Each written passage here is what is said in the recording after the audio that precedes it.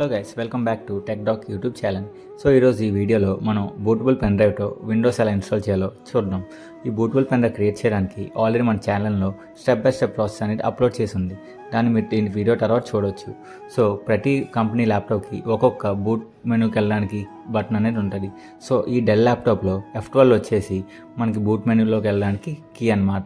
So boot menu open అయ్యాక అక్కడ మీరు కనెక్ట్ అయిన పెన్ డ్రైవ్ని సెలెక్ట్ చేసి ఎంటర్ చేయాలి. ఎంటర్ చేశాక ఇలా డెల్ లోగో అనేది వచ్చి పెన్ డ్రైవ్తో బూట్ అవుద్ది ల్యాప్టాప్. దాని తర్వాత మీకు విండోస్ ఇన్స్టాలేషన్ పేజ్ అనేది వస్తుంది.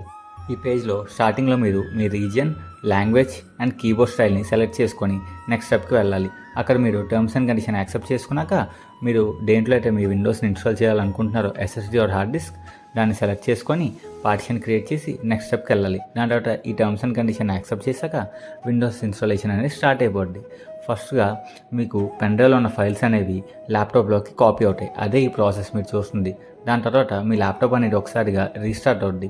టోటల్ విండోస్ ఇన్స్టాలేషన్లో మీ ల్యాప్టాప్ అనేది నియర్లీ ఒక 2 to 3 times రీస్టార్ట్ అవుద్ది. దాని తర్వాత మీకు ఇన్స్టాలేషన్ స్క్రీన్ అనేది వస్తుంది. ఇన్స్టాలేషన్ స్క్రీన్లో మీరు మీ పెన్ డ్రైవ్ని అన్ప్లగ్ చేసినా నో ప్రాబ్లం, ఎందుకంటే ఆల్రెడీ మీ ఫైల్స్ అనేవి ల్యాప్టాప్లోకి కాపీ అయిపోయి. దాని తర్వాత మీకు విండోస్ లోగో అనేది వస్తుంది. నేను దీంట్లో ఇన్స్టాల్ చేసింది Windows 11. సో మీకు Windows 11 ఇంటర్ఫేస్ అనేది వచ్చింది. ఇక్కడ మీరు మీ రీజియన్ అనేది ఫస్ట్ సెలెక్ట్ చేసుకోవాలి. ఈ స్టెప్లో మీరు ఏ రీజియన్ సెలెక్ట్ చేసినా పర్లేదు.